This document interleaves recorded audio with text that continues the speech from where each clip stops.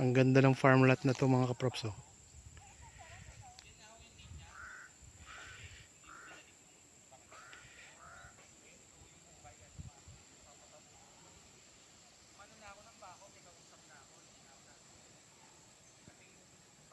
Magandang araw po mga kaprops.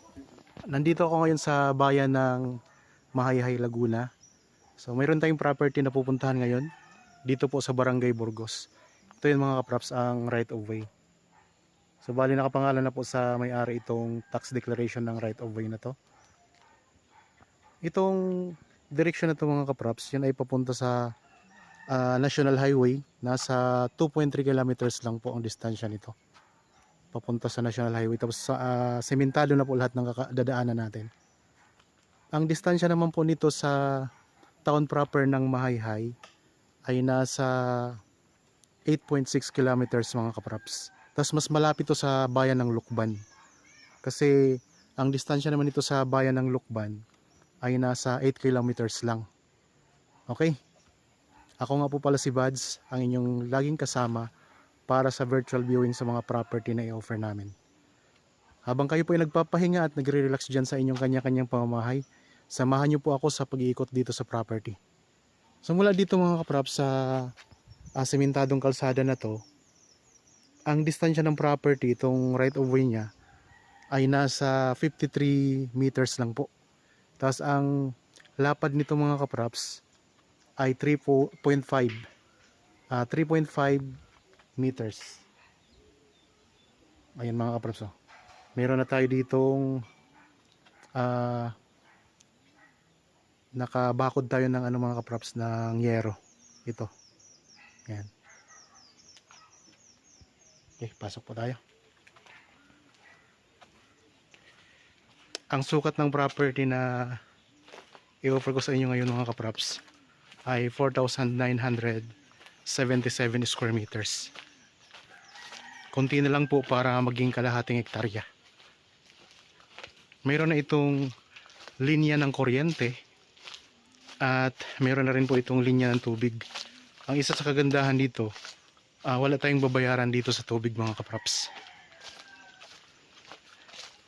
Yan, dito may sementado na po. Yan, daanan ng gulong.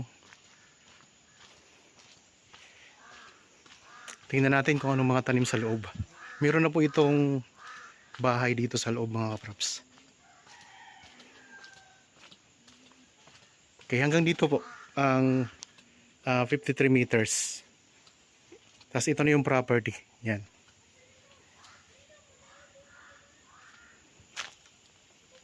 Daming mga tanim, oh. Pasok na po dito ang inyong sasakyan. Ganda. Marami siyang mga puno ng langka. Nasa mahigit 10 siguro ang puno ng langka dito mga kaprops.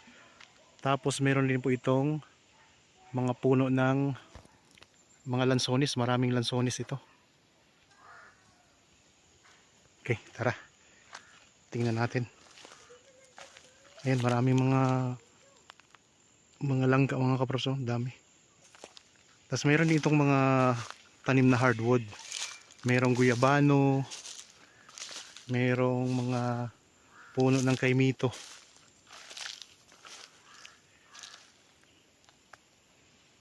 Ito yung boundary natin mga kaprops, yan. Pag ganito po tayo, ang korte ng lupa ay kwadrado. Mayroon itong bakod na mga lambat mga kaprops sa palibot nitong property.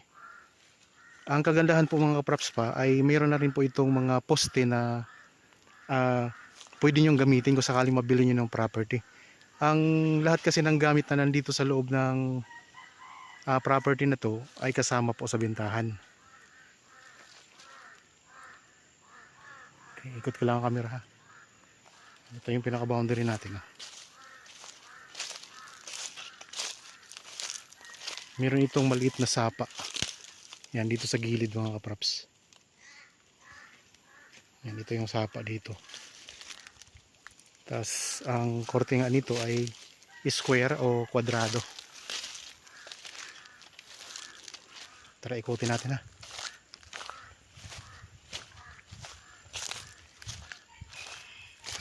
Ang presyo nito mga kaprops ay mura lang, nandyan po sa description box at sa title nating video, pati na rin po ang ibang detalye.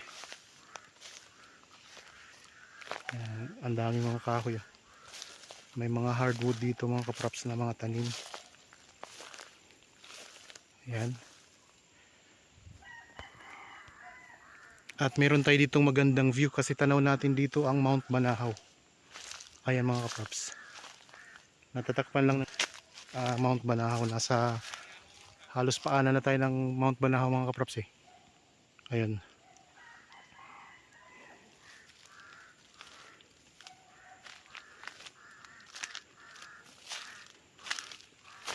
Itong bahay, yan. Yan po ay may dalawang kwarto at saka may dalawang CR na rin.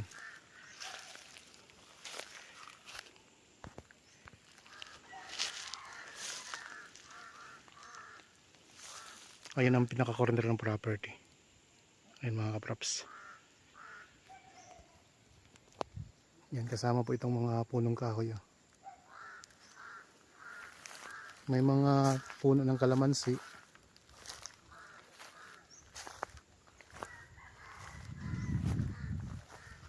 Ganda mga kaprops ang property na to.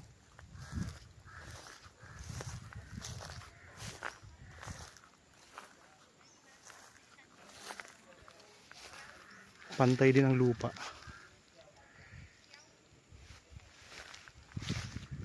Kasi ito yung sinasabi ko kanina na may mga poste na tayo dito para gamitin sa pagpapabakod. Ayan o. Yung mga kaprops. Kasama po yan.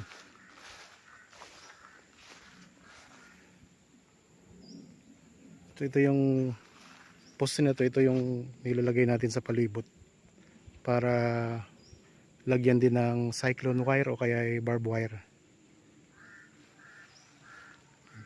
Ikotin natin to.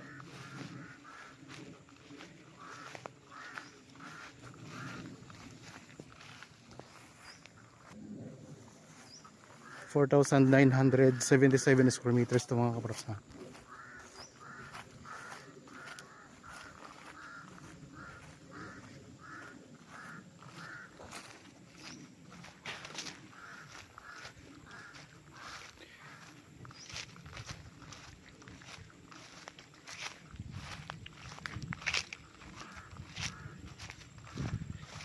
Yan, ito yung pinaka corner ng property.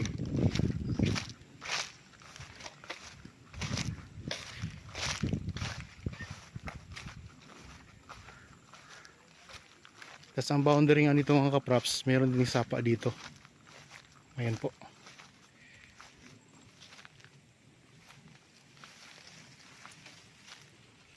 Yan ay maliit dito na sapa mga kaprops. Tingnan natin. Labas tayo. So may gate kasi dito sa likod. Tapos ito yung katabi ninyo dito mga kaprops, na mga property din. Yan ang katabi ninyo. Tapos ito yung boundary natin. Yan, sapa mga kaprops. Diretso dito. Tapos ito yung pinaka dulo, pinaka corner ng property. May mga tanim din na halaman. Okay, pasok na tayo sa loob ulit. Sa mga interested sa property na to, napakamura lang po ng benta. I-kontakin nyo po kami sa mga contact details na nandyan sa inyong mga screen. Meron tayong Viber, cellphone number, Facebook Messenger, WhatsApp. So pwede kayong tumawag, mag-chat, mag-text para po mag-inquire sa amin mga kaprops.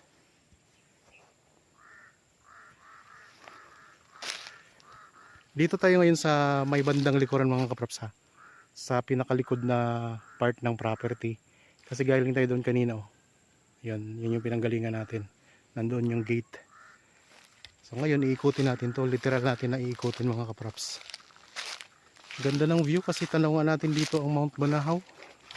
Ayun mga kaprops, ang Mount Banahaw. Natatakpan lang ng ulap yung bandang tuktok niya. Hindi natin makita ng buo. Ganito yung mga hardwood dito. Ito mga kapraps, malaking punong kahoy.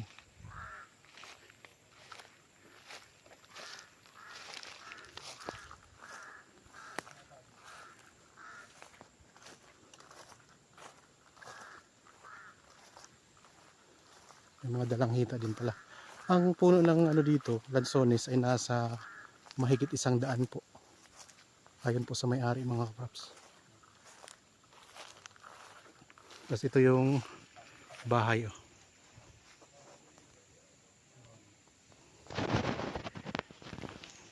Umaya pumuntahan natin yan. Ipakita ko lang sa inyo ang loob ng bahay na yan. Pumuntahan muna natin ang mga sulok-sulok nito. Daming mga lansones mga kapraps. Oh. Punta naman tayo dito sa may ano niya, kabilang corner naman. Dito pa rin tayo sa may bandang likuran ha. So ang korte ng lupa mga kapraps ay kwadrado, square.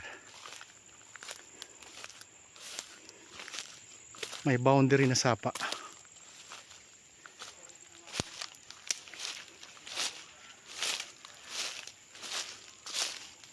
Yan, sapa po yan mga kapraps. Itong sa likod nitong ano, itong bakod na lambat. Pansamantala kasi mga kapraps, ang bakod niya ay lambat. Yan, ito yung pinaka corner naman. Hanggang dito sa poste.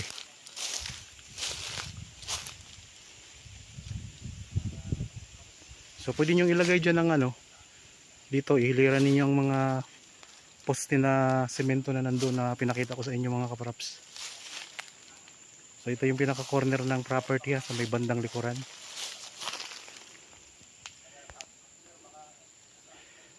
Marami ding mga puno ng langka ha. So mula dito mga kapraps oh, yan. May ano, pundasyon na rin tong ano eh. Itong poste na to ito. Yan. Simintado na rin mga kapraps. May pundasyon na siya na maganda. Tapos mula dito sa poste, straight po yan papunta doon mga kapraps. Yun yung boundary niya. Tapos dito po uli sa poste, dito naman sa likod. Yan. Uli dito sa poste, pag ganito naman po. So pinakita ko na kanina sa inyo yung sapa. Ayan ang sapa mga kapraps ha. Tapos ito yung muhon. Yan, may muhon na rin po yan. Okay. Punta tayo doon naman sa kabilang side naman po.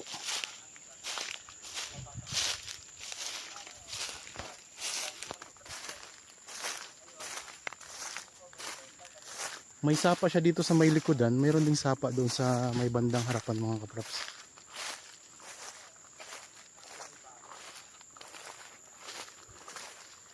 Maliit nga lang siya na sapa. Nandito tayo ngayon sa may bandang gilid mga kapraps. Ito. Yan ang boundary niya.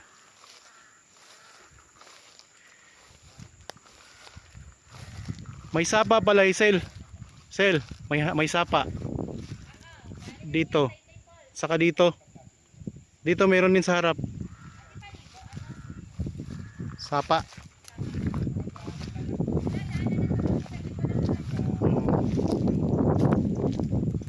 Galing ng Taytay Falls. Okay. Galing ng Taytay Falls yung tubig na dumadaloy sa sapa. Yung pinakita ko sa inyo ngayon, kanina mga kapraps.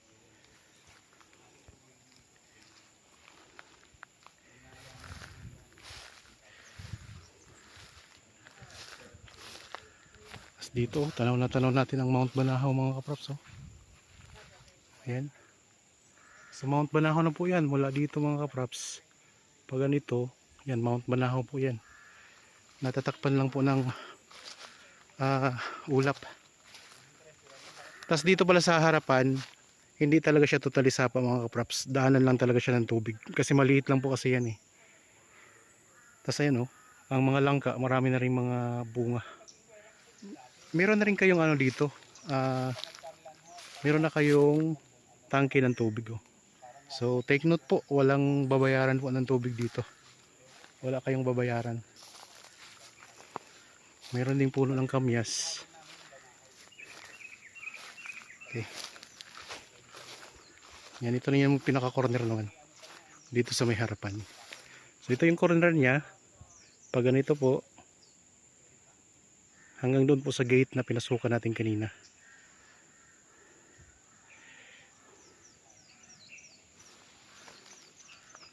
Ganda oh.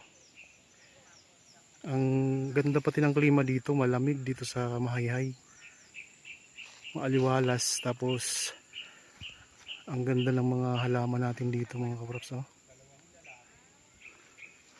So, ito yung Mount Banahaw mga kapraps, yan. Malapit na po sa atin. Yan, dito sa may gilid, tanaw na tanaw natin yan. Ayan ang Banahaw. Kapag ano mga kapraps, hindi maulap, napakagandang tingnan yan. Sa mismong gilid ng property natin. Kaya kung interested kayo sa property na to, ano pang hinihintay ninyo? Kontakin nyo lang po kami sa mga contact details na nandyan sa inyong mga screen mga kapraps. So dito tayo sa pinakagilid ng property. Yan nga po ang matatanaw natin, yung magandang tanawin ng Mount Banahaw mga kapraps. Yan. Tapos ito yung pinaka corner natin.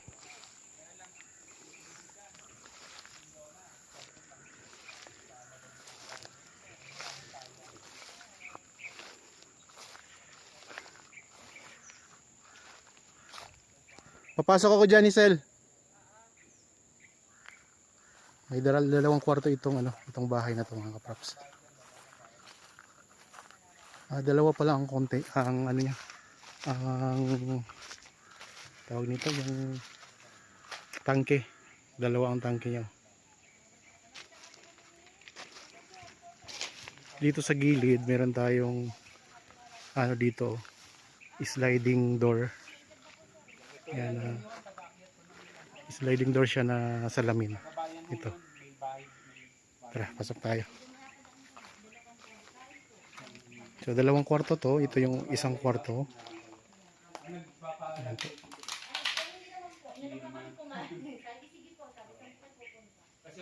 Ayan. Tapos ito namang CR mga kapraps.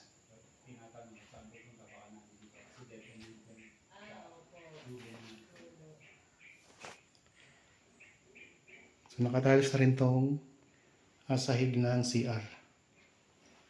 Meron na itong kuryente mga kaprops. Ayan. Finish na rin po yung yung dingding.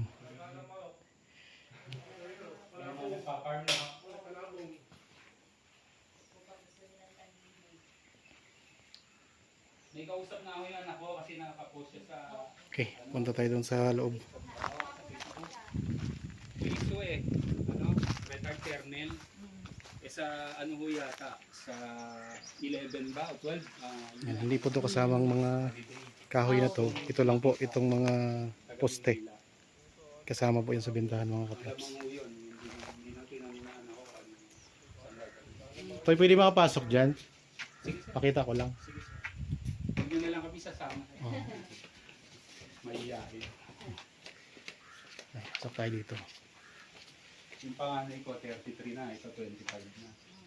Nandito kasi yung may-ari mga kapraps sa kwentuhan ng ni Hazel, yung kasama ko.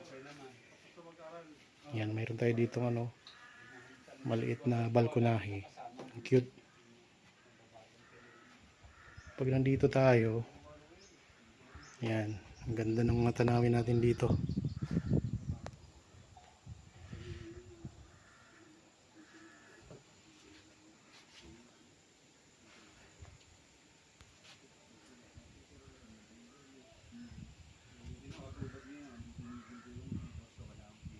Yan kapraps.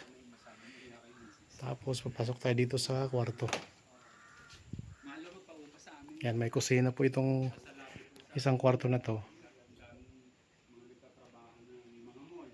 Anong tawag dito to sa sahig na to? Vinyl ba to? Yan. May mga nakalagay na rin silang vinyl sa sahig. Yan, may kusina, may lababo tayo dito mga kapraps. Yan. Tapos may CR din po ito. Yan, itong CR. Ayos ang design ng CR nila mga kaprops kasi pwede tayong lumabas din dito. May pinto siya. Oh.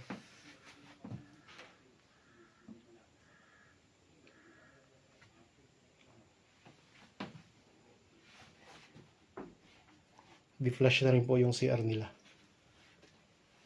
Tapos ang tubig dito, ayun po, walang babayaran.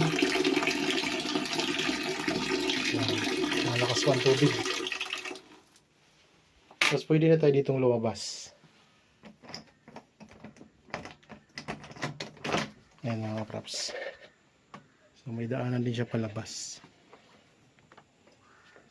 Dito na tayo dadaan.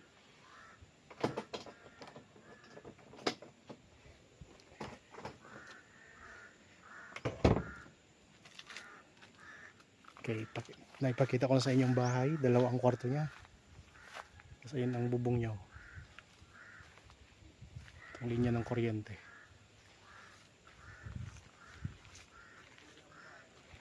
Atras ako mga kaprops para mas makita niyo ang ayos. May dalawang tangke na ng tubig.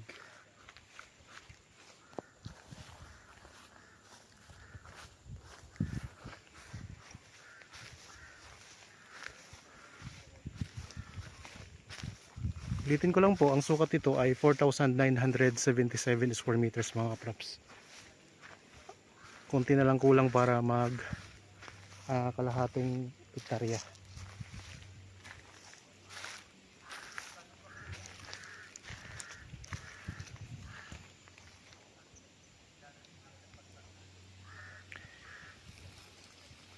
Ganda ng farm na to. Pwede kayo ditong mag-alaga ng mga manok panabong, pwedeng mag-alaga ng baka, pwedeng kambing. Tingnan nyo ang katabi ninyo, may mga niyugan ng katabi ninyo. Tapos ito yung kay Mito mga kaprops. At yun naman po ang gate.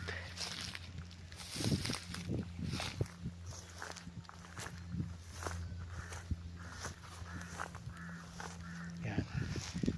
Tulad ng nabanggit ko kanina, ang right of way na yan ay nakapangalan na po ang tax deck sa may-ari nitong property. At 53 meters lang po papunta doon sa labas sa Barangay Road mga kaprops. At ang lapad po niyan ay 3.5 meters. Meron na nga tayo ditong linya ng kuryente at saka tubig.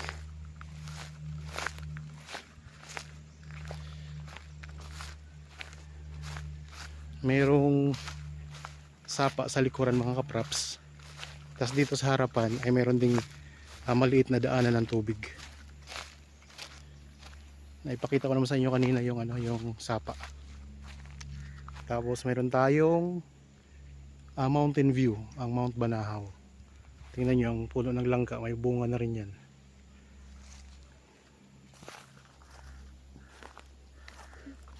Okay, ito yung harapan ng property mga kaprops ha. Mula doon sa gate. Tapos pag ganito po square ang korte ng lupa. Kaya kung interested kayo dito, murang-mura lang po. Ano pang hinihintay ninyo? Nandito po ito sa bayan ng Mahayhay, Laguna, sa Barangay Burgos po. Ang distansya nito sa town proper ng Mahayhay ay 8.6 kilometers or nasa 10 to 15 minutes travel time. At ang distansya po nito sa town proper naman ng Lukban, Quezon ay nasa 8 kilometers mga kaprops. At malapit din po ito sa Taytay Falls, yung sikat dito na falls sa Mahayhay, sakop ng Mahayhay. Yan, ito yung tangke na pinakita ko sa inyo. May water pump na rin yan mga kaprops. Ito yung pinakalikurang bahagi ng bahay. Yan. Yan, nagpapakita na yung Mount Banahaw mga kaprops.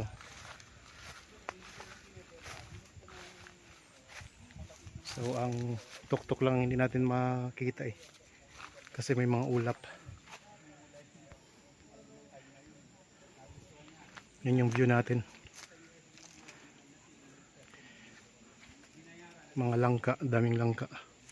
Mahigit 10 langka ito.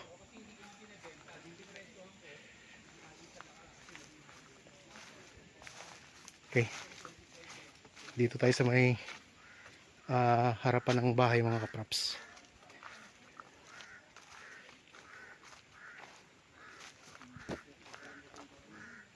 So sasamantalahin ko na po ang pag-ikot-ikot dito kasi minsan lang ako makarating dito sa Mahayhay mga kaprops. Kasi lagi kami sa Nagcarlan eh. Kaya ngayon sasamantalahin na natin to. Habaan ko na tong video mga kaprops para mas may idea kayo sa property na to. Ayun yung gilid nyo. Gilid, tas likuran. Ano mga kaprops, ang likuran. Yan dyan yung sapa na ang tubig ay galing sa Taytay Falls. Ayan. Ito yung mga poste na pwede nyo magamit kung sakaling magpapabakod kayo. Kasi ngayon ang bakod ng property ay pansamantala, lambat pa lamang po. Ito yung bahay na kanina ay pinakita ko sa inyo. Ayan mga kaprops. So kasama namin ngayon dito ang may-ari ng property. Ayun sila.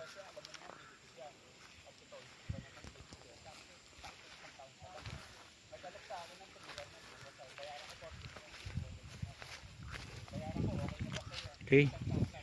Ayan po ang gate doon mga kaprops. Naikot na natin to kanina dito. Ayan yung pinakagilid.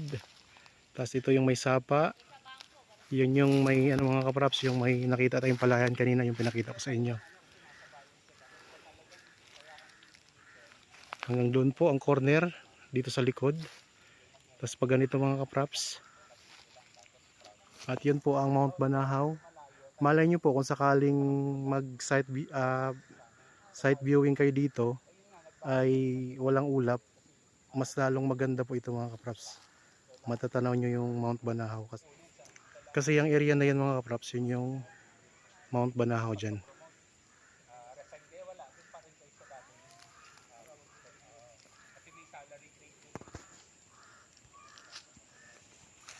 Okay mga kaprops, maraming salamat po sa inyong panonood ha, at sa kapag-subaybay sa aking mga post. Sana po ay nagustuhan nyo itong property na in-offer ko sa inyo ngayon dito po sa bayan ng Mahayhay, Laguna. Sa mga bago pa lang po dito sa aking channel at napadaan lang dito sa aking channel, huwag nyo pong kalimutang mag-subscribe at pindutin na rin po ang notification bell para maging updated kayo sa mga bagong property na i-offer namin.